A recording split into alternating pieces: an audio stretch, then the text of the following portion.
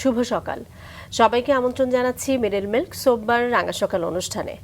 সুন্দর একটি দিন, নতুন সকাল, সকালটি সবার সুন্দর হোক সেই প্রত্যাশা দিয়ে শুরু করছি আমাদের আজকের রাঙা সকাল।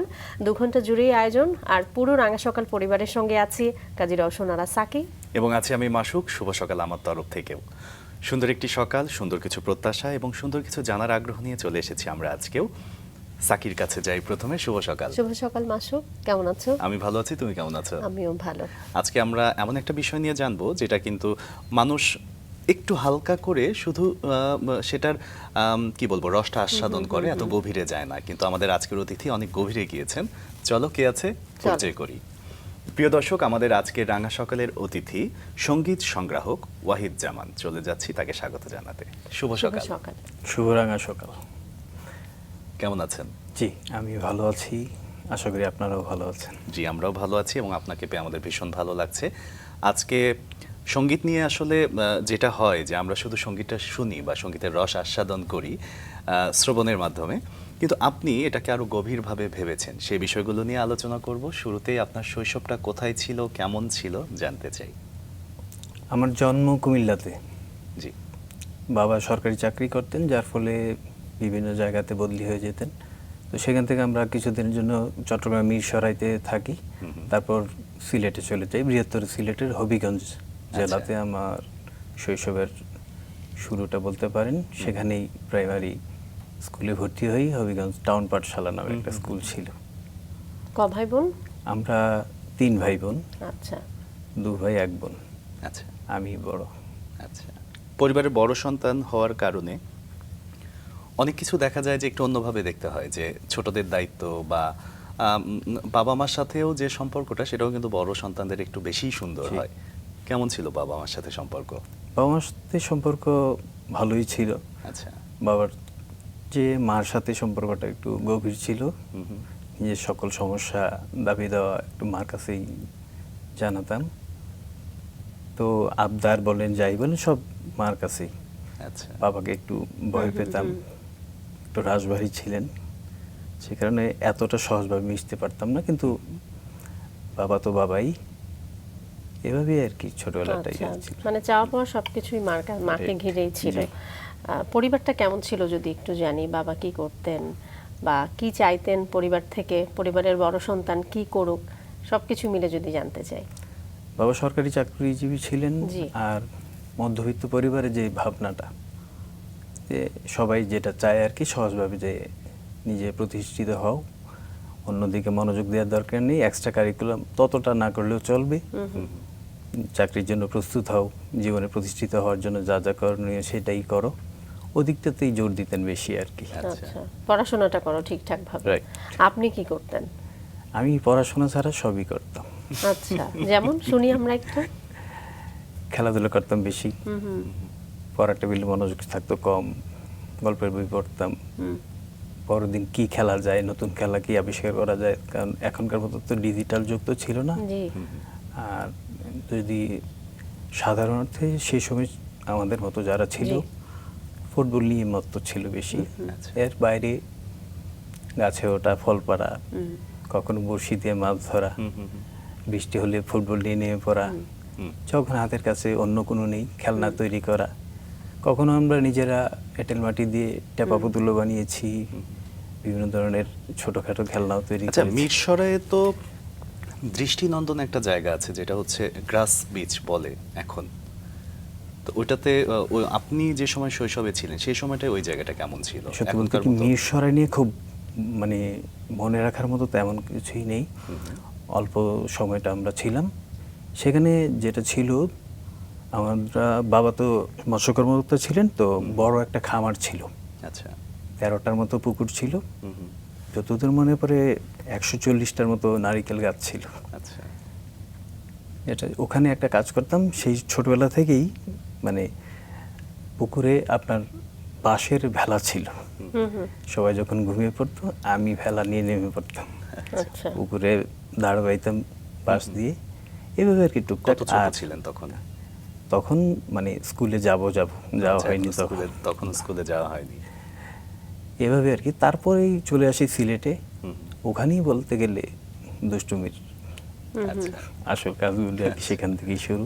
সিলেট থেকে স্কুল জীবন শুরু জি। হলো, প্রাথমিক যে স্কুল। প্রাথমিক স্কুলটা হবিগঞ্জ থেকেই শুরু, ওই একটু আগেই বলেছি হবিগঞ্জ টাউন পাঠশালা থেকেই আর কি আমার ছাত্র জীবন আচ্ছা, শুরু। আমি একটু জানতে চাই যে পরিবারের প্রাত্যহিক জীবনের অভ্যেসটা কি ছিল? হয় না যে সকালবেলা ঘুম থেকে উঠে হয়তো ক্যাসেট প্লেয়ারটা বাবা ছেড়ে দিলেন কিংবা মা ছেড়ে দিলেন, গান শুনতে শুনতে ব্রেকফাস্ট করা হলো, অফিসে চলে যাওয়া হচ্ছে, মা গান শুনছে, কাজ করছে, আপনারা হয়তো রুমে বসে পড়ছেন।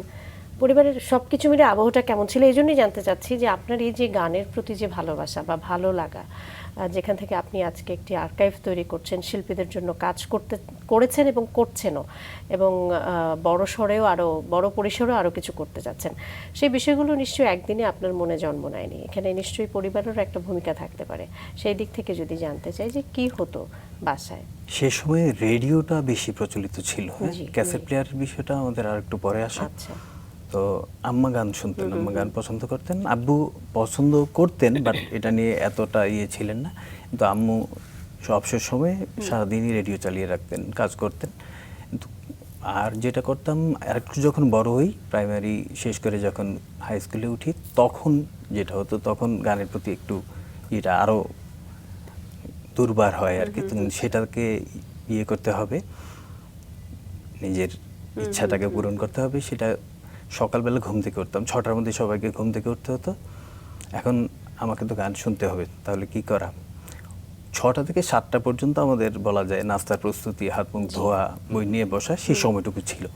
তা আব্বু রবীন্দ্রসঙ্গীত পছন্দ করতেন, রবীন্দ্রসঙ্গীত পছন্দ করতেন বিধায় তখন আমি সব গানই শুনতাম আগে।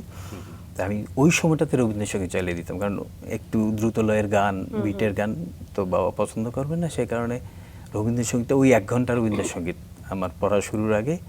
তারপর 9টার মধ্যে আব্বু যখন অফিসে চলে যেত, স্কুল না থাকলে তখন গান নিয়ে পড়ে যেত। আচ্ছা, তার মানে বলা যায় যে মোটামুটি পরিবার থেকেই আসলে গান শোনার অভ্যেস বা গানের প্রতি ভালো লাগা সেটা পরিবার থেকেই তৈরি হয়েছে। আমরা শুনবো আপনার সম্পর্কে আগে ছোট্ট করে দর্শকদেরকে জানাই, তারপর আবার ফিরি আপনার কাছে। সঙ্গীতপ্রেমী ওয়াহিদ জামান ছোটবেলা থেকে ক্যাসেট, সিডি নিয়মিত কিনে সংগ্রহ করতেন। একসময় ব্যান্ডের পুরনো অ্যালবামগুলো সংগ্রহ করতে গিয়ে দেখেন অ্যালবাম প্রকাশনাকারী কোম্পানিগুলো একে একে বন্ধ হয়ে যাচ্ছে। ইতিহাসকে হারিয়ে যেতে না দেওয়ার ভাবনা থেকে অ্যালবাম সংগ্রহে পূর্বের তুলনায় আরও জোর দেন। রবীন্দ্রসঙ্গীত থেকে শুরু করে রক সব ধরনের অ্যালবাম সংগ্রহ করেন তিনি। বাংলা সঙ্গীতের বেশ কিছু দুর্লভ অ্যালবাম সহ সব মিলিয়ে 20,000-এর বেশি অ্যালবাম আছে তার সংগ্রহে। কোথাও পুরনো অ্যালবামের খবর পেলে সঙ্গে সঙ্গে ছুটে গিয়েছেন সেখানে। এক সময়ের 35 টাকার অ্যালবামের জন্য কখনো কয়েক হাজার টাকাও খরচ করতে দ্বিধা করেননি। বাংলাদেশি সঙ্গীত নিয়ে কোনো আর্কাইভ নেই, সে অভাব ঘোচাতে সব ঘরানার শিল্পীদের পূর্ণাঙ্গ ডেটাবেজ সহ সঙ্গীতের একটা পূর্ণাঙ্গ আর্কাইভ গড়ে তোলার চেষ্টা করেছেন ওয়াহিদ জামান। এজন্য alliance for musical research and archive নামে একটি সংগঠনও গড়েছেন।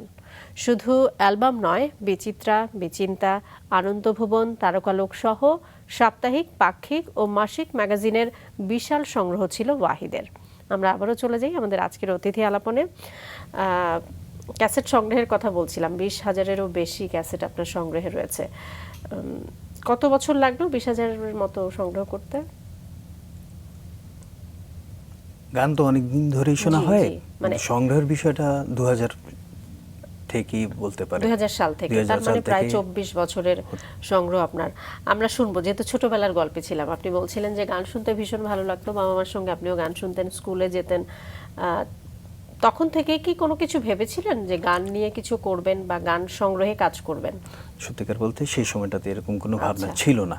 হ্যাঁ, ভাবার কথাও না, তখন তো ভাবনা ছিল না। গান ক্যাসেট সংগ্রহ করতাম, রেডিওতে গান ছিল, টেলিভিশনে কোনো যদি মানে মনে ধরার মতো কোনো গান যদি প্রচারিত হতো তাহলে পরদিন গিয়ে সেটা কালেক্ট করার চেষ্টা করতাম, এবং সচরাচর এটাই হতো।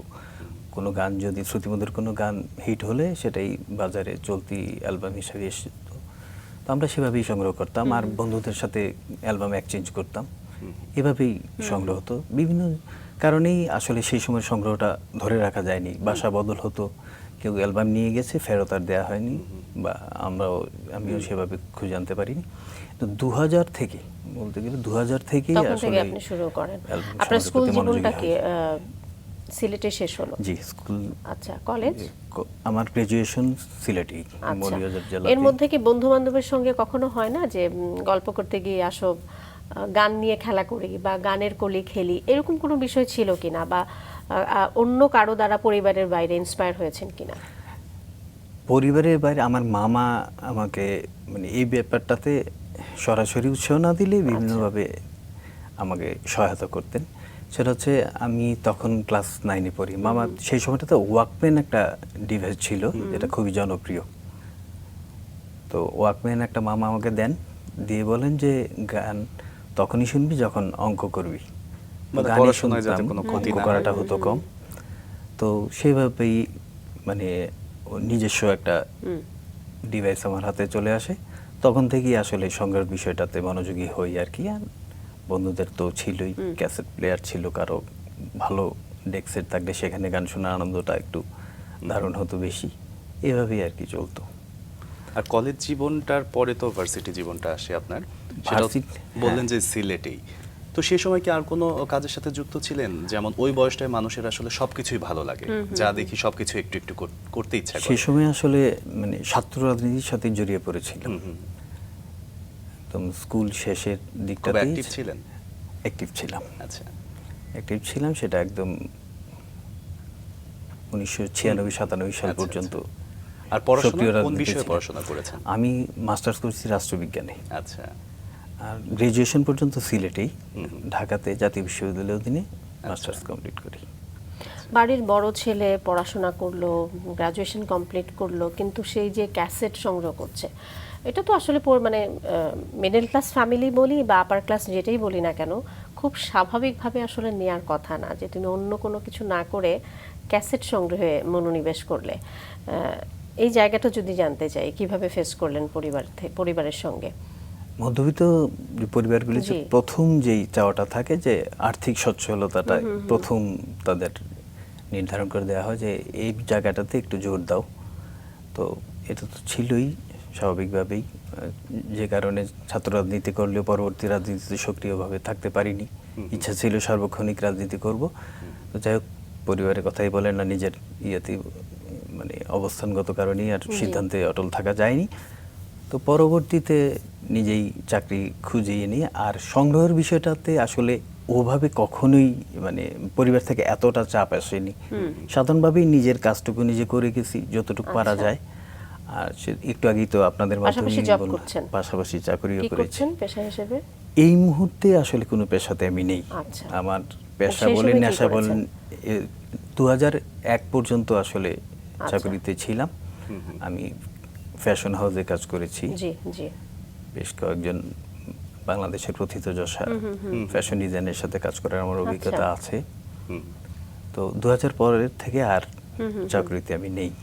আচ্ছা, এই মুহূর্তে তার মানে আমার আপনি আর্কাইভিং ডিজাইনের নিয়ে কাজও করেছেন? ডিজাইনের কাজ করেছেন আপনি? দুঃখিত, আমি ডিজাইনারদের সাথে কাজ করেছি। আচ্ছা আচ্ছা। হ্যাঁ, আমি ডিজাইনের কোনো প্রোডাকশনটা দায়িত্বে দেখতাম। ছিলেন? আচ্ছা আচ্ছা। প্রোডাকশনটা দেখতাম। বাংলাদেশের একদম প্রয়াত এমদাদ হক, শৈবাল সাহা, জি মঞ্জুসের কর্ণধার, শাহিন আহমেদ, জি। বেশ কিছু বিখ্যাত মানুষ এবং বিখ্যাত ব্র্যান্ডের সাথে আপনি কাজ জি। করেছেন, আমরা বুঝতে পারছি। আচ্ছা, 2021 সাল পর্যন্ত আপনি বিভিন্ন ফ্যাশন হাউসে কাজ করেছেন। কত বছর কাজ করলেন? সেটা ফ্যাশন হাউসের আমি 2009 থেকে 2009 থেকে। 9 থেকে আচ্ছা, 2021। তারপরে বলা যায় দীর্ঘ সময়। কিভাবে শুরু হয়েছিল একটু শুনতে চাই, যদিও আপনি প্রোডাকশনে কাজ করেছেন, তারপরে অভিজ্ঞতা জানতে চাই। দেশি দশ চালু হয় 2009 সালে। জি। আমি 2009 শেষ ভাগে দেশি দশে যোগ দেই প্রশাসনিক কর্মকর্তা হিসাবে। তো পরবর্তীতে সেখানে বেশ কয়েক বছর কাজ করার পরে প্রয়াত ফ্যাশন ডিজাইনার এমদাদ হকের সাথে কাজ করার সুযোগ হয়। এমদাদ হক এবং শৈবাল সাহা যৌথ উদ্যোগে ইন্ডিগো নামে একটা প্রতিষ্ঠান ইয়ে করে, ইন্ডিগোতে সেখানেও কাজ করেছি। কত বছর? সেখানে কাজ ছিলাম 2015-16 সাল পর্যন্ত। 16 পর্যন্ত। আচ্ছা। তারপর চলে আসি, কিছুদিন বিজ্ঞাপনী সংস্থাতে ছিলাম। ওদের ব্র্যান্ডিং এর কাজগুলি ছিল, সেগুলি দেখতাম। সেখানে ও প্রশাসনিক কাজটাই বেশিরভাগ দেখতাম। আচ্ছা। পরবর্তীতে অঞ্জনসে জয়েন করি। সেখানেই 2021 সাল পর্যন্ত ছিলাম। এখানেই আমার আনন্দ 2021 সব। পর্যন্ত আপনার ক্যারিয়ারের জার্নি শুনলাম। আমরা যদি আরেকটু পিছনে যাই, আপনার একজন কাজিন ছিল যার মাধ্যমে আপনি বিভিন্ন সময় ঢাকা থেকে অ্যালবাম নিয়ে যেতেন, আপনি কনসার্টের টিকিট নিয়ে যেতেন, ইনফরমেশনগুলো পেতেন, সেই গল্পগুলো একটু শুনতে চাই। যে আমরা পিঠাপিঠি কাজিন, আমার ফুফাতো ভাই জি। আমিনুল হক তুষার এই মুহূর্তে প্রবাসে অবস্থান করে। ও ঢাকায় থাকতো, আমি মফস্বলে থাকতাম। তখনকার সময় আসলে আমাদের টেলিফোনের এত যোগাযোগটা ছিল না, চিঠি আদান প্রদান হতো। সপ্তাহে প্রতি সপ্তাহে দুজনকে মানে অবস্থা জানিয়ে লিখতাম কার পড়াশোনা কত দূর, কি সংগ্রহ হচ্ছে। যেহেতু ঢাকায় থাকতেছে সে কারণে তার কাছেই আসলে অ্যালবামগুলির তথ্য পাওয়া যেত আগে আগে বেশি। নতুন অ্যালবাম এলেই সে জানাতো এটা এসেছে, সব অ্যালবাম কালেক্ট করার প্রয়োজন নেই, আমি জানাচ্ছি কোনটা ভালো কোনটা কি। সেও নিজে আমাকে অনেক অ্যালবাম উপহার দিয়েছে। তো এইভাবে তার সাথে যোগাযোগ রিলেটেড ছিল। আর ঢাকাতে যদি কনসার্ট হতো তার মাধ্যমে আগে থেকে খবর পেতাম, টিকিট সংগ্রহ করতে একসাথে। মানে শুরুর দিকে বাংলাদেশে ওপেন এয়ার কনসার্টগুলি আমরা একসাথেই দেখেছি এবং সেই সময়ের তারুণ্যের যে আনন্দটা পুরোটাই আমরা উপভোগ করতে পেরেছি। খুব বেশি সময় আগের কথা নয় যদিও, তারপরেও আসলে আপনার কাছ থেকে শুনতে চাই যে সে সময়টার কনসার্টগুলো কী রকম ছিল, কী ধরনের শিল্পীরা বাইরে থেকে আসতো বা দেশেও কী ধরনের গান হতো, এগুলো একটু যদি শুনি। সে সময় আসলে অনেক প্রতিবন্ধকতা ছিল। বাংলাদেশে ব্যান্ড মিউজিক আসলে কখনোই মানে আপনাকে যেটা বলে মসৃণভাবে এগোতে পারেনি, অন্তত সেই সময়টাতে ছিল না। শুরুর দিকে ওপেন এয়ার কনসার্টগুলিতে পেছনের ব্যাকড্রপে লেখা থাকতো ব্যান্ড মিউজিক অপসংস্কৃতি নয়। আচ্ছা, এটাও একটা ইতিহাসের একটা অংশ। কারণ অনেক রকম সংগ্রামের মধ্যে মানে আমাদের এই দেশে সব কিছুতেই আসলে একটা বাধা আসে। শুরুতেই কোনো কিছু সহজে এগোয় না, প্রত্যেকটা বিষয়েরই তার আসলে থেকে একটা আলাদা। ইতিহাস থাকে, এটাও বলতে পারি আমরা। জি, ব্যান্ড মিউজিকও তার থেকে আলাদা কিছু না। তো এটা একটা তাদের একটা স্ট্রাগল ছিল। আর আমরা যারা শ্রোতা ছিলাম আমাদের মানে এই কনসার্টগুলিতে অংশগ্রহণকারী তারাও উৎসাহ পেতেন। সেই সময়ে বেশ ভালো অ্যালবামও বের হয়েছে, আমরাও শুনেছি, কিনেছি।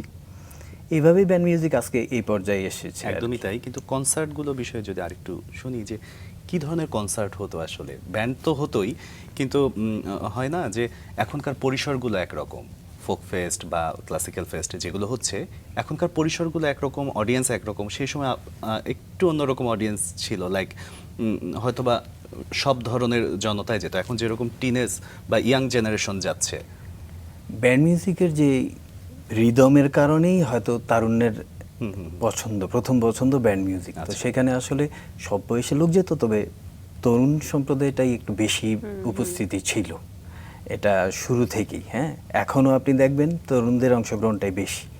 তো বিচারটা এভাবেই আসলে করতে হয়। আর অন্যান্য ধরেন ইনডোর প্রোগ্রামগুলি তো হতোই, বাইরের শিল্পীরাও আসতেন, গজলের শিল্পীরা এসেছেন, মেহেদী হাসান এসেছেন, জগদীশ সিং এসেছেন, আমাদের এখানে পঙ্কজ উদাস এসেছেন, নামকরা ভারতের অনেক, হৈমন্তী শুক্লা এসেছেন, অনেক শিল্পীরাই এখানে অংশগ্রহণ করেছেন। পরবর্তীতে 2000 পরবর্তী সময়ে পাকিস্তানি ব্যান্ডগুলিও বাংলাদেশে অংশগ্রহণ করেছে বিভিন্ন ইভেন্টে। এভাবেই মানে লেনদেনটা হয়েছে। আরও যদি আরেকটু এগিয়ে এশিয়ান মিউজিক ফেস্টও আমাদের দেশে হয়েছে। আর এখন তো ফোক ফেস্ট হচ্ছে আমাদের, যে শুদ্ধ সঙ্গীত নিয়ে আরেকটা 3 দিন ব্যাপী বিশাল একটা আয়োজন হয়, যেটাও মানে আমাদের জন্য একটা বিরাট মাইলস্টোন। একদম চমৎকার একটা প্রোগ্রাম হয়। আপাতত বন্ধ আছে, কিন্তু ফোক ফেস্টের মাধ্যমে আমাদের মনে হয় এটা আরো এগোবে আর কি। হতে পারে। নিশ্চয়ই নিশ্চয়ই। তার মানে মোটামুটি আপনি সব ধরনের কি বলে ব্যান্ড মিউজিক নিয়ে যে প্রোগ্রামগুলো হতো সেগুলো আপনি অংশগ্রহণ করতেন, আর চেষ্টা সব করেছি মিউজিক আসলে আপনি শুনতেন। যতটুকু আমরা যদি সম্ভব ছিল। একদম আপনার এই সংগ্রহের শুরুর চ্যাপ্টারে চলে যাই, যে আপনি বলছিলেন যে ছোটবেলায় টুকটাক সংগ্রহ করা হতো, কিন্তু সেগুলো আসলে থাকতো না, হয়তো বন্ধুবান্ধব নিয়ে যেত, আর নিয়ে আসা হতো না। একদম এক্স্যাক্টলি কবে থেকে আসলে আপনি নিজের জন্য রাখা শুরু করলেন যে না, এগুলো আমি আসলে আর কারো হাত হতে দেব না, এগুলো আমার কাছেই থাকবে একান্তই নিজের মতো করে, সেটা কবে থেকে শুরু হলো? 2000 থেকে একটা ইয়ে ছিল, 2010 পরবর্তী সময়টাতে সংগ্রহটা বাড়াতে শুরু করি। 13-14 দিকে তো আপনারা জেনেছেন 10 পরবর্তী সময় আপনি বাড়াতে শুরু করেন, তার মানে তার আগে থেকেই আপনি সংগ্রহ যে করছেন? আগে থেকেই ছিল, আচ্ছা, অল্প বিস্তর ছিল। কিন্তু 2010 পরবর্তী সময় 13-14তে খেয়াল করলাম যে দোকানগুলি, যে অডিও শপগুলি ছিল, বন্ধ হয়ে যাচ্ছে। কিছু কিছু দোকান আপনার অডিও ক্যাসেট সিডির বদলে কম্পিউটার অ্যাক্সেসরিজ তুলতেছে, মোবাইল অ্যাক্সেসরিজ তুলতেছে, দোকানের ইয়ে সংকীর্ণ হয়ে যাচ্ছে। তখন একটা ভাবনা হলো যে পুরনো অ্যালবাম খুঁজে পাওয়া যাচ্ছে না। আর আপনারা জেনে থাকবেন যে আমাদের এখানে প্রায় 300-র উপরে অডিও লেভেল ছিল, কিন্তু 13, 14 বা 10 পরবর্তী সময়ে অনেক প্রোডাকশন হাউস বন্ধ হয়ে যায়, নিজেদের পুরনো প্রোডাকশনগুলিও রিপ্রোডাকশনে আসেনি। তো সেই দিকটা চিন্তা করে দেখলাম যে আসলে যেহেতু এগুলি ভালোবাসি, এটা নিজের সংগ্রহে রাখা দরকার। সেই চিন্তাভাবনা থেকেই আর কি জোর দেই, বাংলাদেশের যেখানেই খোঁজ পেয়েছি অ্যালবামের জন্য ছুটে গেছি। শুরু থেকে কি আপনি সব ধরনের গানই সংগ্রহ করতেন, মানে হ্যাঁ। সব ধরনের গানের আমি ক্যাসেট সব বা ধরনের CD? গান শুনেছি বা সংগ্রহ দুইটা রাখতাম। বিষয় ধারাবাহিকভাবে যেতে চাই সাকি, তোমার সাথেও। সেটা হচ্ছে উনি যে ইয়েগুলো করছে, সংগ্রহগুলো সংগ্রহ, করছে, একদম সংগ্রহ শুরুর অ্যালবামটা কি ছিল? আমার যদি এভাবে বলেন, সে সময়ে সেটা 84 সালে সম্ভবত, চতুর্দুলাতে চড়ে দেখোই বোধ যায়, কুমার বিশ্বজিৎ গাইডেন বিটিভিতে। আচ্ছা, তো আমরা মানে পরদিনই তখন সুনামগঞ্জে, সিলেটের সুনামগঞ্জে পরের দিনই দোকান থেকে ক্যাসেটটা কালেক্ট করি।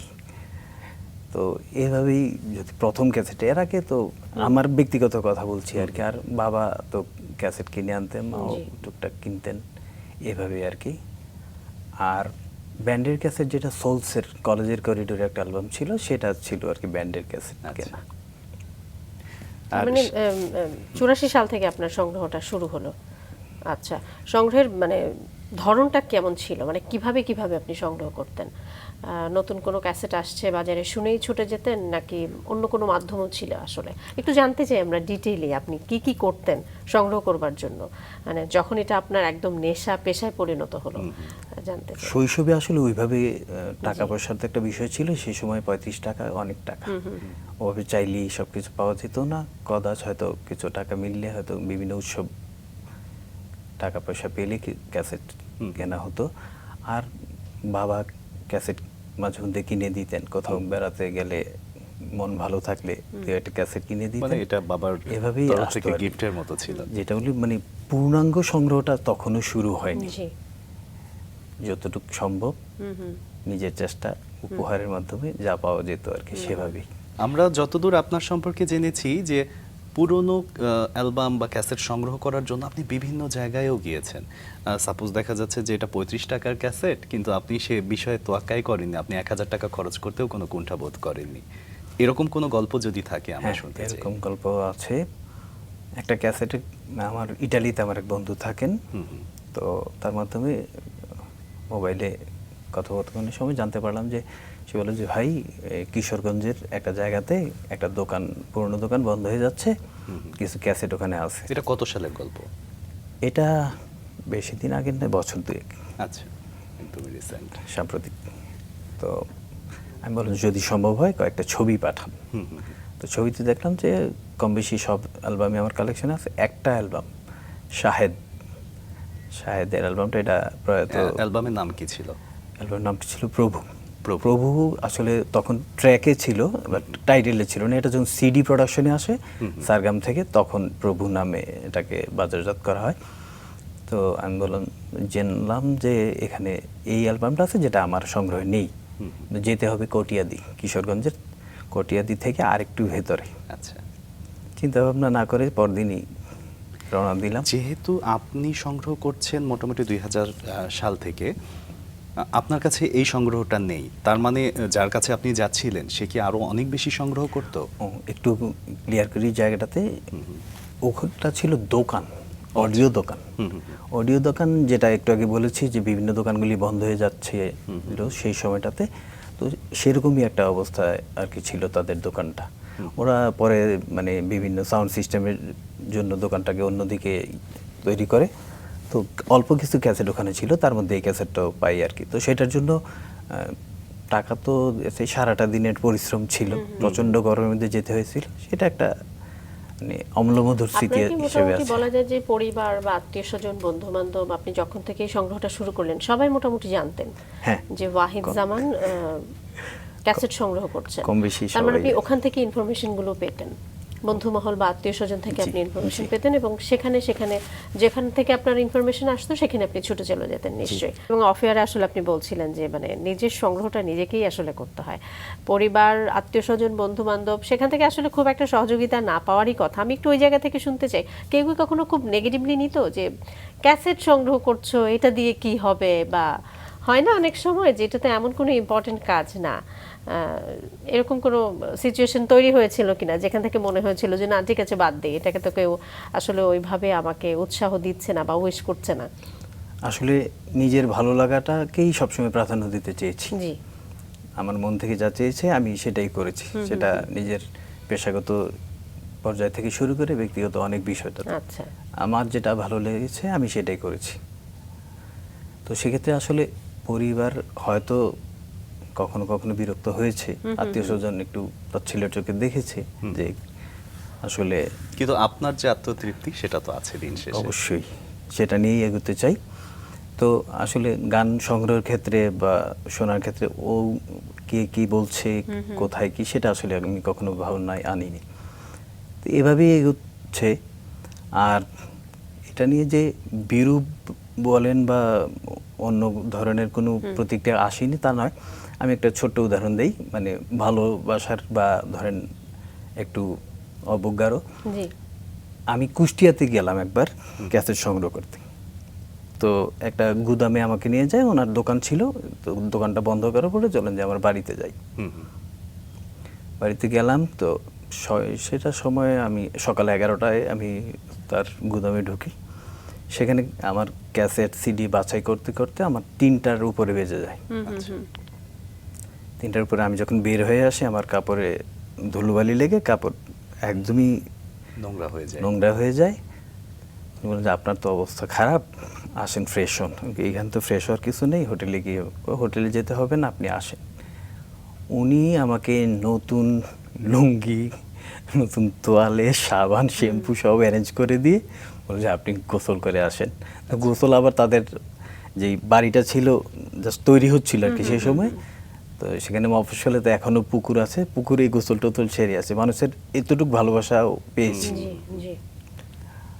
এভাবেই আসলে উনিও কি শক্তিটা পাওয়া সঙ্গীতপ্রেমী যায়। মানুষ তো উনিও ছিলেন? সঙ্গীতপ্রেমী এবং উনি এতটাই সঙ্গীতকে ভালোবাসতেন, অডিও দোকানও ছিল তার। আচ্ছা আচ্ছা। এবং উনি থাকেনও সঙ্গীতের রাজধানী বলা যায় যাকে, কুষ্টিয়ার সেই ছেউরিয়ার আশেপাশে। আচ্ছা, তার মানে এই ধরনের মানুষগুলো আসলে আপনার কি বলবো উৎসাহের জায়গায় উৎসাহের নিশ্চয়ই কাজ জায়গাতে করেছে। আমার এরকম নিশ্চয়ই আরো অনেক মানুষের সান্নিধ্য আপনি পেয়েছেন যারা আপনাকে স্বপ্ন দেখিয়েছেন বা বলেছেন যে হ্যাঁ তুমি একটা ভালো কাজ করছো, শিল্পীদের আর্কাইভ তৈরি করবার চেষ্টা করছো, এরকম কোনো ঘটনা কি আছে? অবশ্যই আছে। জি। আপনি যখন আমাদের এখানে যেটা আর্কাইভিংয়ের জন্য, মানে আমার যে মানসিকভাবে আমি যে জায়গাটাতে আমাকে সবচেয়ে বেশি মানে তাড়িত করে সেটা হচ্ছে আমাদের মানে পারিবারিক জীবন থেকে শুরু করে ধরেন প্রাতিষ্ঠানিক পর্যায়ে আর্কাইভিং বিষয়টাই আমাদের অতটা যত্ন নিয়ে আমরা জানিই না আসলে বিষয়টা। আপনি হয়তো ছোটবেলার কোনো আপনার যদি হাতের লেখা কোনো খাতা যদি আজকে 20 বছর পরে 25 বছর পরে আপনি দেখেন, আপনি নিজেই আপ্লুত হবেন বা এটাকে ঘিরে আপনার অনেক স্মৃতি নাড়া দেবে।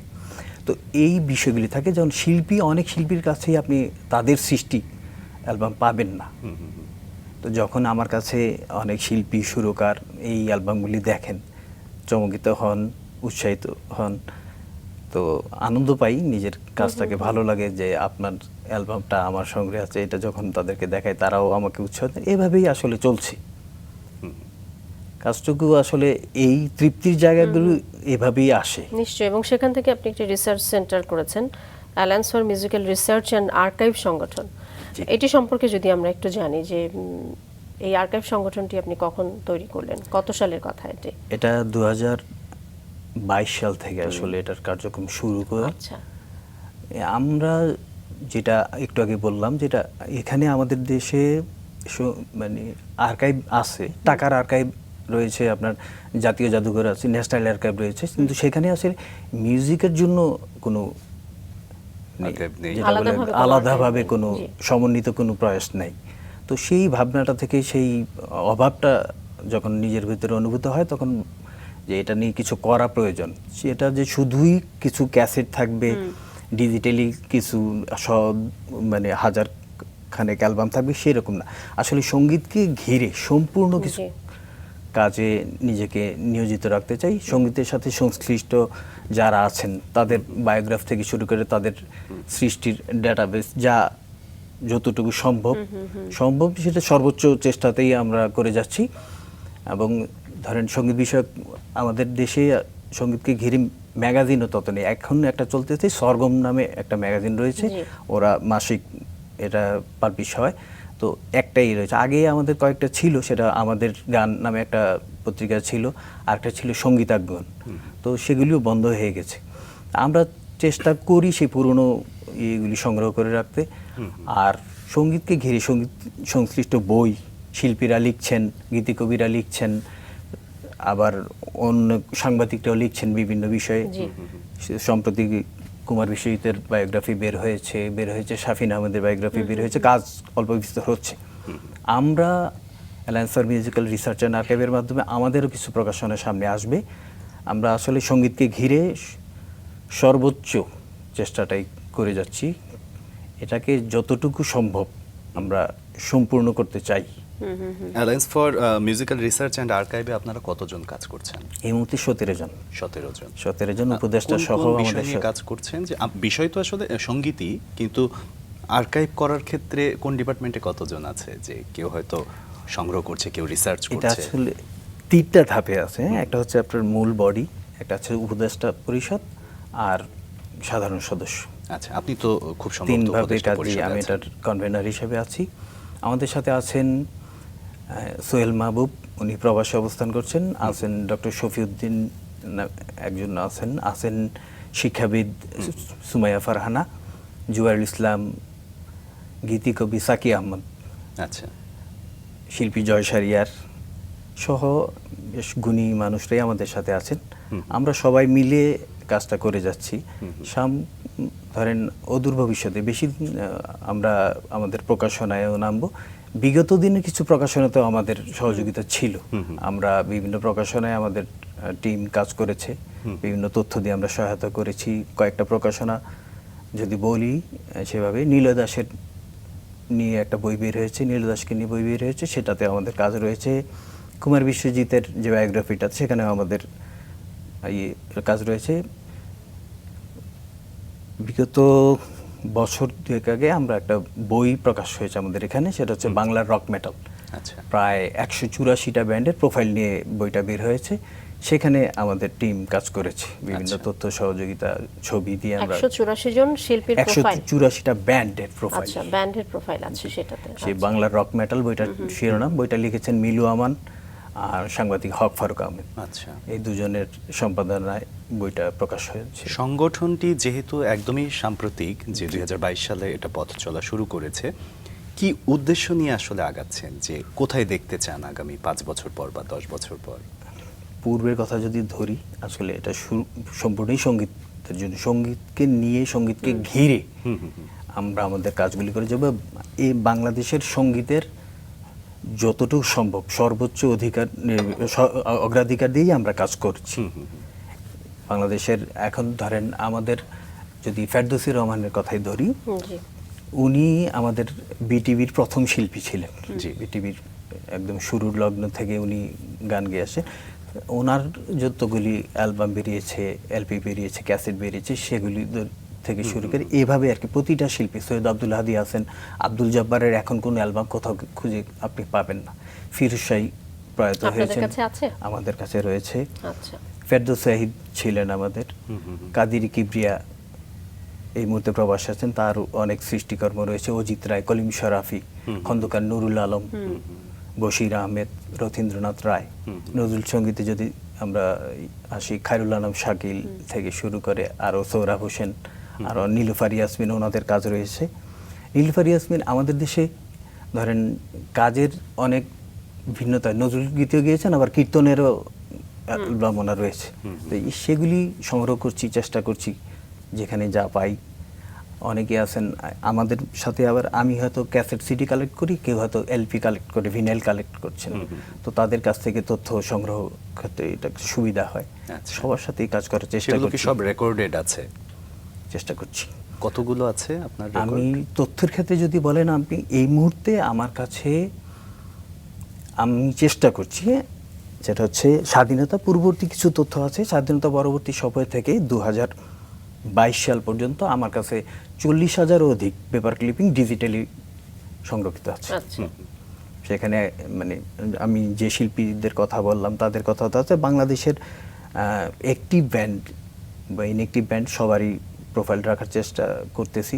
এদের পেপার ক্লিপিং থেকে শুরু করে অডিও রিভিউগুলি, অ্যালবামগুলির কভার থেকে শুরু করে সবকিছু সবকিছুই কি আপনারা এই সংগ্রহ করার পেপার চেষ্টা। ক্লিপিং বা অডিও থেকে এভাবেই নিচ্ছেন, নাকি সরাসরি কোনো শিল্পীর সঙ্গে কি কোনো কথা হয়েছে আপনাদের? মানে কোনো কথা বলে কি তাদের প্রোফাইল বা তাদের নিয়ে আর্কাইভে কাজ করার ক্ষেত্রে কথা বলেছেন কিনা সরাসরি শিল্পীদের সঙ্গে? সরাসরি অফিসিয়ালি এখনো আমরা ওইভাবে যাইনি। আপাতত নিজেদের কাজটা গুছিয়ে নিচ্ছি, প্রয়োজন মাফিক কারোর সাথে যদি কথা হয়। নিজেদের কাজ গুছিয়ে নিচ্ছেন বলছেন, আপনারা তো শুধুমাত্র সংগ্রহটা শুরু করেছেন। এরপরে আরেকটা বিষয় আসে, সেটা হচ্ছে সংরক্ষণ। এটাও কিন্তু খুবই গুরুত্বপূর্ণ একটি অবশ্যই। বিষয়। এটা কিভাবে করছেন? সংরক্ষণটা দুভাবেই হচ্ছে, ফিজিক্যালি হচ্ছে, ডিজিটালি হচ্ছে। অ্যালবাম তো রয়েছেই, আর যেটা হচ্ছে আপনি হয়তো সব কিছু এই মুহূর্তে পুরনো পত্রপত্রিকা সংগ্রহ করা সম্ভব না। বাংলাদেশের বিভিন্ন জায়গায় লাইব্রেরি আছে, ন্যাশনাল আর্কাইভে পত্রপত্রিকা রয়েছে, বাংলা একাডেমিতে রয়েছে, প্রেসিড ইনস্টিটিউট অফ বাংলাদেশ তাদের যে আর্কাইভ সেখানে পত্রপত্রিকা রয়েছে, সেখান থেকে সংগ্রহ করা হচ্ছে। এছাড়া পুরনো পত্রপত্রিকা কম বেশি বিক্রি হচ্ছে, পুরনো পেপার ম্যাগাজিন বিক্রি হচ্ছে, সেগুলো নিচ্ছি। আপনি আমার নিজস্ব সংগ্রহ তো সেগুলি নষ্ট হয়ে গেছে, তারপরেও চেষ্টা করছি। যেমন 1993 সালের একটা ম্যাগাজিন, বাংলাদেশের ব্যান্ড মিউজিক নিয়ে তারা ভালো একটা স্টোরি করেছিল, ফেরদৌসুর রহমান বাপ্পি পুরো প্রতিবেদনটা করেছিলেন। সেটা আমি যদি ব্যক্তিগত কথা একটু বলছি, সেটা হচ্ছে সেটা তৎক্ষণকার মূল্য ছিল 12 টাকা। আচ্ছা সেটা সম্প্রতি সংগ্রহ করেছি 700 টাকা দিয়ে। আচ্ছা। তো এইভাবেই বিভিন্ন জায়গা থেকে সংগ্রহ করার চেষ্টা করছি। পুরনো সাংবাদিক বন্ধু যারা আছেন তাদের কাছ থেকে তাদের কাজের সেই সময়ের যেই পত্রপত্রিকা যদি পুরনো সংগ্রহ থাকে তাদের কাছে হচ্ছে পত্রিকার অফিসে গিয়ে নক করতেছি। এভাবেই সংগ্রহ করার চেষ্টা চলছে। এত পুরনো পুরনো ম্যাগাজিন বা ক্যাসেট, যেটি মাসুক বলছিল যে সংরক্ষণটা তো একটা বিশাল ব্যাপার আসলে। সংরক্ষণ নষ্ট হয়ে যাবারও তো একটা মানে ভয় থাকবার কথা, Okay. বা সেই জায়গাটিতে আপনারা কিভাবে সেটা কাজ ডিজিটালি করছেন? সংগ্রহ করছি আমরা। আচ্ছা। আমরা পত্রিকাগুলি স্ক্যান করে নিচ্ছি, স্ক্যান করে আমাদের Digitally convert করছেন। কনভার্ট করে জি। আমরা রাখতেছি। আর ক্যাসেটগুলো কি করছেন? ক্যাসেটগুলি দুভাবেই আছে। ক্যাসেট ফিজিক্যালি যতটুকু সম্ভব, যতটুকু মানে যা কালেকশন করতে তত রয়েছে, কিছু যে নষ্ট হবে না তো না, তো সেই জন্য যত্ন নিতে হয়, আপনার রোদে দিতে হয়, আর্দ্রতা কমার জন্য চেষ্টা করতে হয়, এইভাবেই ফাঙ্গাস যাতে না পড়ে তার জন্য চেষ্টা করি। কোনো ক্যাসেট প্লেয়ার কি আপনাদের কাছে আছে, মানে যেটাতে এই ক্যাসেটগুলো দিয়ে আপনারা এখন নতুন অবশ্যই, করে? যেহেতু আচ্ছা। আমি গান শুনি, ক্যাসেট প্লেয়ার, সিডি প্লেয়ার আমাদের কাছে আছে। আমার নিজের সংগ্রহতেই প্রায় 7 থেকে 8টা প্লেয়ার রয়েছে। আচ্ছা, 7 থেকে 8টা প্লেয়ার, অনেক। তার মানে এখন ওগুলো ভালো আছে। জি আচ্ছা, সেখান থেকে কি গানগুলো আপনারা কি করছেন, মানে ডিজিটালি কনভার্ট করে আর্কাইভ করার চেষ্টা জি, করছেন? এরকম নিজেরা তো বিষয়টা? শুনছি, তার সাথে জি। আমরা ডিজিটালি আর্কাইভ করার চেষ্টা করছি, লাইন ইন দিয়ে পিসিতে কালেক্ট করে এগুলি রাখতেছি। কোনো ওয়েব পেজ কি আপনারা তৈরি এই করেছেন? মুহূর্তে এর আমরা মধ্যে? আসলে কোনো ওয়েব পেজে যাচ্ছি না। ওয়েব আচ্ছা। পেজের কাজটা আরেকটু পরে নিজেদেরকে আরেকটু ইকুইপড করে নিয়ে আমরা ওয়েব পেজে যাব। অন্য কোনো সোশ্যাল মিডিয়াতে কি সংরক্ষণ করার কোনো পরিকল্পনা আছে?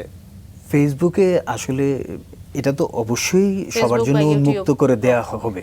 হ্যাঁ, এটা যেহেতু কাজটা করতেছি সারা দেশের সবার জন্যই কাজটা জি। হবে, তো এই মুহূর্তে ফেসবুকে জাস্ট ইনফরমেশনটা দিচ্ছি, ডিটেলে এখনই কিছু দিচ্ছি না। আমরা নিজেদের কাজগুলিকে আরেকটু গুছিয়ে নিয়ে তারপর। গুছিয়ে নিয়ে আমরা পুরো দমে কাজটা পেজের করব। নাম কি ঠিক করা হয়েছে? আমরা আমাদের সংগঠনের নামেই পেজ চলছে, alliance for musical research and archive. আচ্ছা, এই যে আপনারা এত যত্ন করে একটা আর্কাইভ তৈরি করছেন, শিল্পীদের প্রোফাইল তৈরি করছেন, এবং আপনারা ফাইনালি যেটি বলছিলেন যে মানুষের জন্যই তো করছেন, ফেসবুক বা ইউটিউব যেখানেই হোক আপনারা দিবেন, জাস্টিফিকেশনের তো একটা জায়গা থাকে, সেখানে কোনো ভুল হচ্ছে কি না, বা আসলে কতটা কি বলে প্রপার ওয়েতে আপনারা আগাচ্ছেন, সেই জায়গাগুলোর কনফার্মেশন কিভাবে হচ্ছে?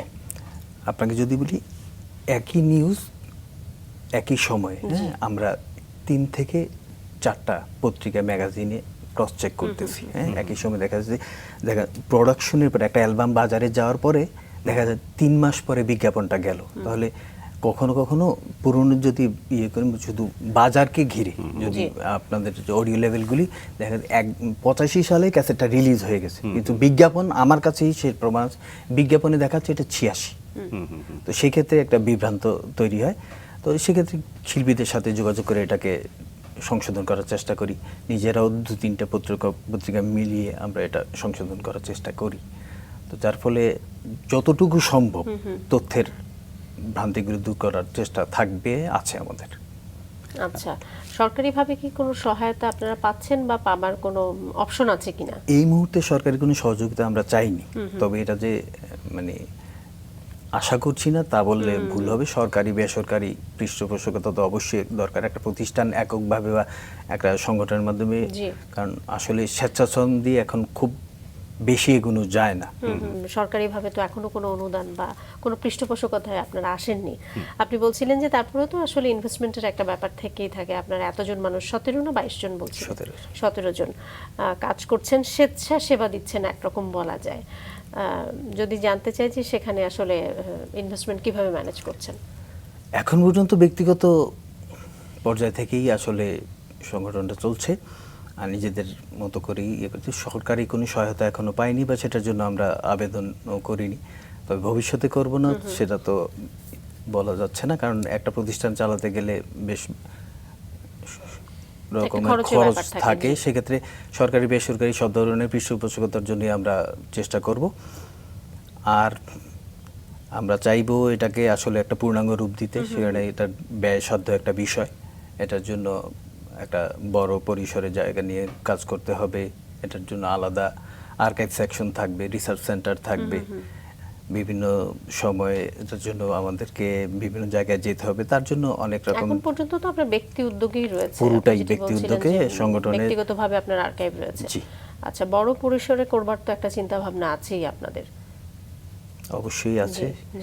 আলাদা করে একটা আর্কাইভ করা বা একটা লাইব্রেরি তৈরি করা, সঙ্গীতের সাথে সংশ্লিষ্ট যা কিছু রয়েছে সবকিছু সংগ্রহ করা, এবং সেটা ডিসপ্লে সেন্টারও থাকবে। সময় সময় আমরা এটা নিয়ে বিভিন্ন অনুষ্ঠানের আয়োজন করব, শিল্পী কুশলীরা আসবেন, সব ধরনের কাজই আমরা আমাদের পরিকল্পনাতেই রয়েছে। আচ্ছা, আপনাদের পরিকল্পনায় অনেক কিছু আছে আমরা জানলাম। একটা বিষয় আপনার কাছে আমি জানতে চাই যে একদম ব্যক্তিগত উদ্যোগ থেকে করছেন এবং অনেক ধরনের পরিকল্পনা মাথায় আছে, এই আপনার মতো আরও অনেক মানুষ কিন্তু বর্তমান সময়েও সঙ্গীত অনুরাগী আছে।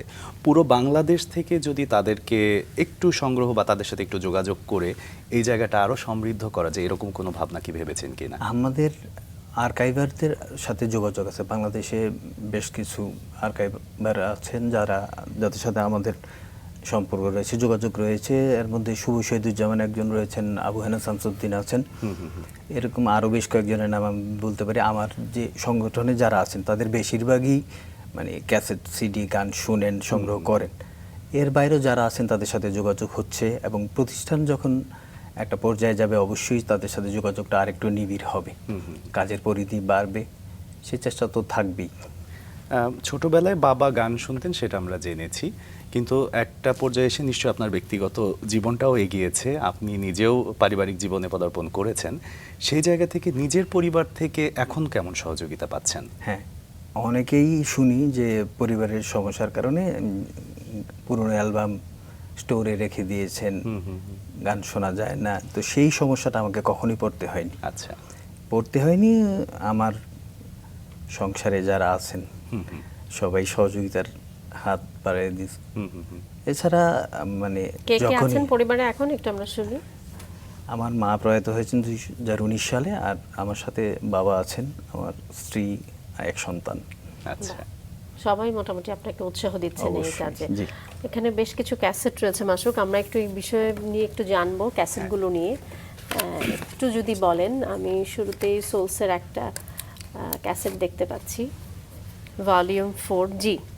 তার মানে কি এটা 4টা ভলিউম ছিল? 1 2 3 4 সোলসের আরো কিছু অ্যালবাম রয়েছে। আচ্ছা, এটা হচ্ছে 4 নম্বর ভলিউম। এটার একটা বিশেষত্ব রয়েছে, যে একটু শুনি বিশেষত্বটা। আপনি যদি ক্যাসেটটা একটু খুলেন দেখবেন ভেতরে একটা স্লিপ রয়েছে। জি, আচ্ছা। আমাদের মানে সংগ্রহের ইয়েতে যে অভিজ্ঞতায় আমরা জেনেছি যে বাংলাদেশে লিরিক্স নিয়ে আসলে শুরুর দিকে মানে এই অ্যালবামের আগে কোনো প্রতিষ্ঠান, কোনো অডিও লেভেল লিরিক্সকে কখনো আচ্ছা। প্রাধান্য দেয়নি বা কোনো অ্যালবামের সাথে লিরিক্স জুড়ে দেয়নি, লিরিক্সের কোনো প্রিন্ট কপি আসেনি। এটা ছিল সোলসের অ্যালবামের তার মাধ্যমে মানে আপনি আমরা বলতে চাচ্ছেন, আমার কাছে যদিও ইনফরমেশনটা নেই, মানে সোলস হচ্ছে প্রথম ব্যান্ড দল যারা প্রথম লিরিক্স সহ ক্যাসেট প্লেয়ার নিয়ে বাজারে এসেছে। ক্যাসেট নিয়ে হ্যাঁ, বাজারে চমৎকার এসেছে। একটি ইনফরমেশন না? জি। এটার এই অ্যালবামের এক পাশে ইংরেজি গান, এক পাশে বাংলা গান। মাসুক তুমি দেখো, ছোটবেলার কথা মনে হচ্ছে? আমার মনে আছে আমি এরকম এটা একটা থেকে আরেকটা নিয়ে ঘুরিয়ে ঘুরিয়ে অনেক সময় খেলাও করতাম। জি। তারপর আরো কিছু এখানে জি, রয়েছে আমি ক্যাসেট। আমাদের প্রয়াত কিংবদন্তি শিল্পী সুরকার লাকি এখনকে জি। তো আমরা সবাই জানি। জি। লাকি এখন আসলে খুব মানে বেশি কাজ ওনার নেই, কিন্তু কম কাজের মধ্যে এটা একটা বিশেষ একটা অ্যালবাম। সম্পারেজার সম্পারেজার, হ্যাঁ। একক অ্যালবামটা, এটা জি। লাকি এখনদের সুর সঙ্গীতে এটা হয়, রিলিজ হয় 92 সালে। আচ্ছা, এটা 92 সালের। জি। আরো কিছু ক্যাসেট জি রয়েছে। জি যাচ্ছি। যেমন এটা হচ্ছে তখন ভোরবেলা, বাপ্পা মজুমদারের মজুমদার। প্রথম একক, তখন ভোরবেলা। হ্যাঁ, মাসুক তুমি দেখাও। বিটিভিতে আমাদের এক সময় একটা জনপ্রিয় অনুষ্ঠান ছিল, এসো গান শিখি। সেই অনুষ্ঠানের কিছু গান এই জি। ক্যাসেটে রয়েছে। ফেরদৌসী ফেরদৌসী রহমান রহমানের। এটা পরিচালনা করতেন। মাসুক এটা একটু দেখিয়ে দাও। এসো গান শিখি। আচ্ছা, নিয়াজ মোহাম্মদ চৌধুরী আমাদের একজন গুণী শিল্পী, তার জি। গজলের অ্যালবাম। একদমই খুবই সুন্দর, একদম একটা অ্যান্টিক পিস মনে হচ্ছে এটাকে, তাই না সাকি? একদমই তাই, একদমই। এবং নিয়াজ মাহমুদের একটি নিয়াজ মোহাম্মদ গাজলের চৌধুরী। একটি ক্যাসেট রয়েছে, এটাও আমার মনে হয় বেশ দুর্লভই বলা যায় এই সময়ে এসে। হ্যাঁ, জি। তার মানে আপনি গাজলে শুনতেন? কম বেশি সব গানই জি, আমার সব গানই। শোনার চেষ্টা করি। আমার ভালো যদি লাগে। প্রিয় শিল্পীর সুর কথা যেখানে জিজ্ঞেস রয়েছে করি, সেখানে এতক্ষণ গল্পে যদিও আসেনি যে প্রিয় শিল্পীকে, আসলে এটা তো আপনি যেহেতু সঙ্গীত অনুরাগী, সঙ্গীতটাই আপনার একটা প্রিয় বিষয়, তারপরেও হয় না যে দুই হ্যাঁ, একজনের প্রতি অবশ্যই, আলাদা একটা ভালো অবশ্যই। লাগা থাকে? জি, কার আমার কথা প্রিয় বলবেন? শিল্পী তপন চৌধুরী। আচ্ছা, বাহ। তপন চৌধুরী সম্পর্কে আমরা একটা বিষয় জানি যে উনি আধুনিক গান খুব ভালো গান, একই সাথে উনি গজলও যে খুব ভালো গান, এটা কিন্তু অনেকেই জানেন। আপনার কাছ থেকে শুনতে নস্টালজিয়া চাই। নামে ওনার একটা গজলের একটা অ্যালবাম রয়েছে, সেটা দুটো গজল উনি কভার করেছেন, বাকি 7টি মৌলিক। জি। আচ্ছা, এটা হচ্ছে কুমার বিশ্বজিতের প্রথম অ্যালবাম। আচ্ছা, কুমার বিশ্বজিতের প্রথম অ্যালবাম। জি, আচ্ছা, ডিসকো আমরা একটু রেকর্ডিং দেখাই থেকে রিলিজ দর্শকদেরকে। হয়েছিল। এটা হচ্ছে best hits of Kumar Biswajit Bangla songs. জি। জি। এক সময় আমাদের হ্যাঁ। এখানে ফোক গানে একটা অ্যালবাম বেরিয়েছিল, মুজিব পরদেশের। এটা কি জি। জি। জি, মুজিব বলুন পরদেশের please। এই অ্যালবামটা সারা দেশে বেশ সারা জাগিয়েছিল, জি। লক্ষ লক্ষ কপি এটার বিক্রি হয়েছিল। এটাও সংগ্রহ রয়েছে, দেখাতে পারে। আচ্ছা, আমরা এটা একটু দেখাই দর্শকদের। মুজিব পরদেশী। আচ্ছা, তার মানে বলা যায়, আপনি বলছিলেন যে 2009 সাল থেকে না আপনি শুরু করলেন? জি, 2000 নয়ের আগে পরবর্তী সময় থেকে, 9 থেকেই সাল থেকে পুরোপুরি আপনি সিরিয়াসলি বাংলাদেশে এখন পর্যন্ত যেখানে যেখানে এই ক্যাসেট প্লেয়ার পাওয়া যাচ্ছে, যেখানে যেখানে আপনি ইনফরমেশন পাচ্ছেন যে ক্যাসেট, আছে, জি। মানে ক্যাসেট, সরি দুঃখিত, ক্যাসেট যেখানে যেখানে পাওয়া যাচ্ছে আপনি সেখানেই ছুটে যাচ্ছেন এবং সংগ্রহ করে নিয়ে আসছেন। কত হাজার পিস হবে এই পর্যন্ত সংগ্রহে আমার আছে? সংগ্রহে 20,000-এর উপরে শুধু ক্যাসেট? ক্যাসেট এবং সিডি মিলিয়ে। আচ্ছা, ক্যাসেট সিডি মিলিয়ে। এখন কি শুধু ক্যাসেটটাই পড়ছেন নাকি সিডিও পাচ্ছেন এরকম দুটোই। দুর্লভ সিডি? এটা আসলে নির্ভর করে, আচ্ছা। সবসময় আসলে বলা যায় না কখন কোনটা পাওয়া যায়, তো যাই পাই সংগ্রহ করেছেন। যেমন একই অ্যালবামের ক্যাসেট ও রয়েছে বাজারে, সিডিও রয়েছে, আমি দুটোই সংগ্রহ করার চেষ্টা করি। আচ্ছা, আমরা এখানে- বেশ পুরনো ক্যাসেট দেখছিলাম না? দেখছিলাম, কুমার হ্যাঁ। বিশ্বজিতের প্রথম একটা ক্যাসেট দেখলাম, যেটা আমাদের জন্য আসলে কি বলবো মাসুক, হ্যাঁ, আমরাও জানলাম বেশ কিছু জানলাম বিষয়। বিষয়টা। একদম প্রথম ক্যাসেট, এরকম নিশ্চয়ই অনেক শিল্পীর ক্যাসেটই আপনার কাছে রয়েছে, মানে কোন শিল্পীর প্রথম ক্যাসেট বা প্রথম জি, সিডি। জি। উল্লেখযোগ্য আর কি কি ক্যাসেট রয়েছে যদি জানি? উল্লেখযোগ্য কুমার বিশ্বজিতের অ্যালবামটা দেখালাম, তপন চৌধুরীর সব অ্যালবাম আমার সংগ্রহ রয়েছে, সুব্রতদেবের সব অ্যালবামই আমাদের সংগ্রহ রয়েছে। বাংলা ব্যান্ডের 90% অ্যালবাম আমার সংগ্রহে রয়েছে। একদম মাইলসের প্রথম দিককার অ্যালবাম, তাদের সেলফ টাইটেল অ্যালবাম, যেটা ইংরেজি অ্যালবাম ছিল, সেকেন্ড অ্যালবামও ইংরেজি অ্যালবাম ছিল। দুটো অ্যালবাম থেকে শুরু করে মাইলসের সর্বশেষ আচ্ছা। অ্যালবাম প্রবর্তন, যেটা ইন্ডিয়া থেকে বের হয়েছিল, সেটার কপিও আমার কাছে আছে। শুধু কি গানের অ্যালবামই রয়েছে নাকি আগেকার সময় তো নাটকেরও আর্কাইভ থাকতো, রেকর্ডেড নাটক পাওয়া যেত? জি, সেগুলো কি কিছু আমার আছে কাছে মঞ্চনাটক জি, বিশেষ দুটো করে? থিয়েটার থেকে তখন নাটকেরও ক্যাসেট বেরোতো, দুটো অ্যালবাম আমার সংগ্রহে রয়েছে। আচ্ছা আচ্ছা। এই যে আপনি বলছিলেন যে প্রায় 6 থেকে 7টা ক্যাসেট প্লেয়ার রয়েছে আপনার, এগুলো কি এখনো অ্যাক্টিভ আছে, মানে কাজ করছে? জি, কাজ এই ক্যাসেটগুলো শোনা যাচ্ছে? শোনা যাচ্ছে। বাহ, একেবারেই মানে এন্টিক বিষয়টা, তাই না? একদমই। আমার তো মনে হচ্ছে যে হ্যাঁ, পাকিস্তান আমলেও তো অনেক রকম মানে অনেক ক্যাসেট বেরিয়েছিল সেই সময়। তখনকার সময় কোনো আসলে ক্যাসেট কি আপনার না, সংগ্রহে স্বাধীনতা পরবর্তী পেয়েছেন কিছু কিনা? ক্যাসেট আমার কাছে আছে, কিন্তু সেই সময় স্বাধীনতা পরবর্তী, জি, সেই আচ্ছা, মানে 72-73 সালের জি, কথা বলছেন। তারপর আমাদের দেশে আসলে ক্যাসেটের প্রচলনটা শুরু হয় আধুনিক গান দিয়ে, জি। যেটা হচ্ছে ডিস্কো রেকর্ডিং থেকে। এম এ শোয়েবের অ্যালবাম দিয়ে শুরু হয়। তো সেই সময়ের এম এ শোয়েবের অ্যালবামটাও আমার সংগ্রহ রয়েছে। আর পরবর্তী স্বাধীনতা পরবর্তী তখন এত ক্যাসেটের প্রচলন ছিল না, সেটা তো আপনাকে বললাম। আমাদের স্বাধীনতা পরবর্তী সময় ভিনাইলগুলি, আমাদের এলপি ইপি, সেগুলি আমাদেরকে বেশি, আমাদের প্রোডাকশন হাউসগুলি ইয়ে করেছিল। ক্যাসেটটা আসলে 80 দশক থেকেই ক্যাসেট আমাদের এখানে চলে, যেটা 2000 থেকে সিডিটা আমাদেরকে এখানে আসে। একটা সিডি আপনাদেরকে দেখাতে চাই, এটা হচ্ছে কুমার বিশ্বজিতের একটা সিডি। বাংলাদেশে আসলে 1993 সাল থেকে সিডি প্রথম প্রোডাকশন হয়। দুটো কোম্পানি, একটা হচ্ছে মিরর ইন্টারন্যাশনাল আর একটা ডিস্কো রেকর্ডিং। মিররের এই অ্যালবামটা, কুমার বিশ্বজিতের এই অ্যালবামটা মিরর থেকে রিলিজ হয়। আর সিডি পুরোদমে আমাদের দেশে আসলে 2000 সাল থেকেই। সাবিনা ইয়াসমিন, রুনা লায়লা, তাদের ক্যাসেটও তো নিশ্চয়ই আপনার সাবিনা কাছে ইয়াসমিন, আছে। রুনা লায়লা জি। তো রয়েছে, আবিদা সুলতানা, ফরিদা জি, পারভিন, জি, জি। শাকিলা জাফর। শাকিলা জাফর, শাহনাজ রহমতুল্লাহ, জি। সুমনা হক, সবারই কম বেশি অ্যালবাম আমার সংগ্রহে আছে। আচ্ছা, সাম্প্রতিককালের মিলা, তিশমা, এদের অ্যালবাম আমাদের সংগ্রহ রয়েছে। খুব সমৃদ্ধ আপনার সংগ্রহ, এবং খুবই বর্ণিল হচ্ছে আপনার গান শোনার যে রুচি, অভিরুচি যেটা বলবো। তো একদমই শেষ পর্যায়ে চলে এসেছি আমরা। যদি আপনি রাঙা সকালের দর্শকদেরকে কিছু বলতে চান, বলতে পারেন। আসলে যেটা আর্কাইভার হিসেবে আমার একটাই কথা, যে আসলে আজকে যেটা সাধারণ মনে হচ্ছে, আগামীতে এটাই মূল্যবান হয়ে যাবে। অবশ্যই। তাই ব্যক্তিগত পর্যায় থেকে সবাই যদি সংগ্রহের ব্যাপারে উদ্যোগী হই, তো আমাদের অনেক স্মারক থেকে যাবে, যারা আগামীর প্রজন্ম দেখবে, আগামীর মানুষরা জানবে এটার সম্পর্কে। এটার সাথে অনেক ইতিহাস জড়িত থাকে। তো সেই ইতিহাস সংরক্ষণের দায় থেকে সবাই যদি উদ্যোগী হন, আমাদের নিজেদের জন্য ভালো হবে, দেশের জন্য প্রয়োজনে আসবে। এতটুকুই বলছি। সব অনেক অনেক ধন্যবাদ। আপনাদেরকেও ধন্যবাদ।